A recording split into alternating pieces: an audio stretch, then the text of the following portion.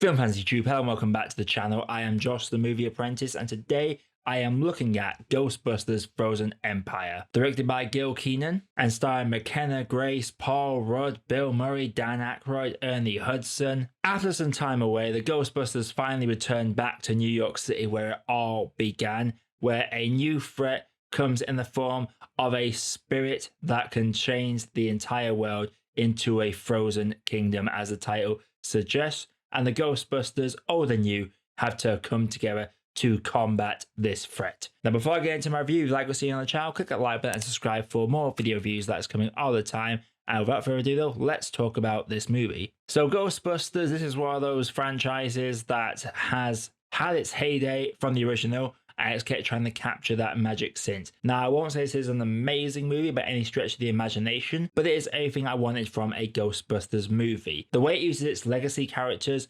is very well done. It feels very in keeping with who these characters are as individuals. They are all used to expert effect. And seeing the development of Phoebe as the successor to the legacy of Egon Spengler has been a great aspect to watch. And her arc in this is very interesting. It's very much a coming of age story for her. And I really enjoy the dynamic with Emily Alyn Lind. Paul Rudd is charming as ever in this. I loved his arc of basically trying to be a father to Phoebe and her brother, whilst also trying to not overstep his boundaries. I feel like that is a very healthy decision for him as a character.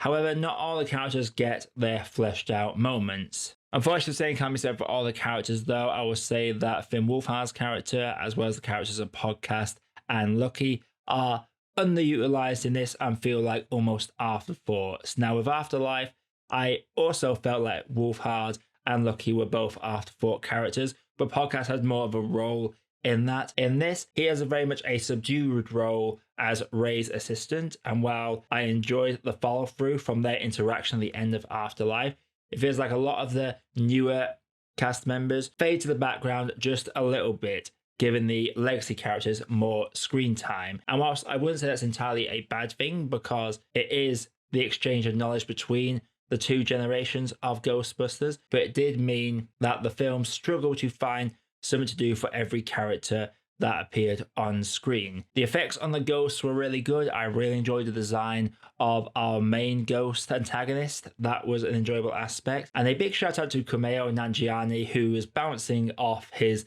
run in the Eternals. He has some of the biggest laughs in this movie. I really enjoyed this one scene where it was just him and Bill Murray interacting. Bill Murray isn't in this as much as Ackroyd or Hudson, but he makes sure to show us why he was one of the great comedic actors of his day in this fantastic little bit of comedy sequence. However, the comedy doesn't always work for me. There are a few moments in the movie where the film literally pauses for the sake of a chuckle or a bit of laughter, or to drag a joke out that failed to get a laugh out originally. I did enjoy the newer character and the new aspect in terms of Phoebe and this ghost she makes friends with, and develops feelings for over the course of the movie, or at least develops a crush. It's very subtle, but very natural and organic and built up. And it just made sense for Phoebe as a character to go down this route. That was an enjoyable aspect of the movie for me.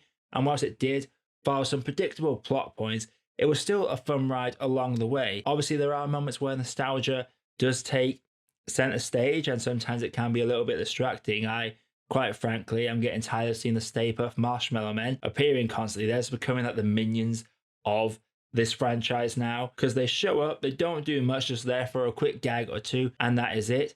And the obligatory Slimer stuff, I can't really say I'm hot or cold on it. It's just like, oh, there is Slimer, okay, there you are. It's always like seeing Slimer, of course, and him sliming someone, but it just feels like it's another one of those repeating the steps to try and recapture the magic of the original. When the film tries to have its own identity and progress from the old days and focus on fresh storytelling, especially when it comes to Ray now hosting a YouTube channel, trying to detect spirits within objects, or Winston being the businessman philanthropist, trying to elevate the Ghostbusters further into the future through a lot of scientific research. When it does do its own thing, it works very well, but unfortunately it does occasionally pull out the greatest hits album and tries to play him for us. And unfortunately, it doesn't really land this time around. I feel like Afterlife definitely had more emotional stakes.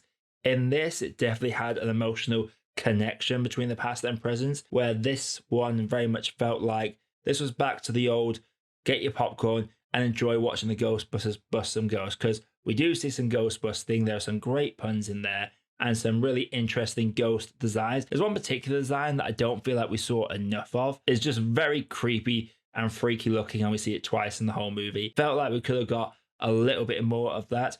And for all the times it does lean on nostalgia, there is a moment where it could have lent into the nostalgia more when it came to the ghost, and we could have had a reappearance of Zool, for example. But it doesn't do that. It holds back on going that far. And there's also one ghost that can possess inanimate objects that I really enjoyed watching.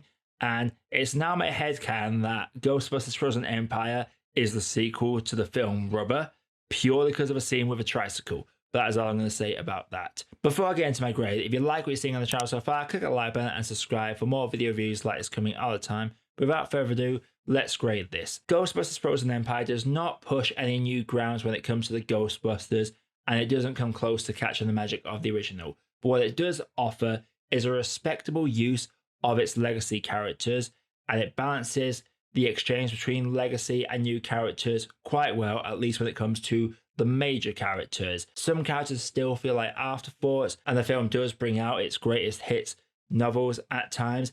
And while there are a number of really funny moments that get a good belly laugh from me, there are other moments that pause too long for a bit of laughter that just never comes.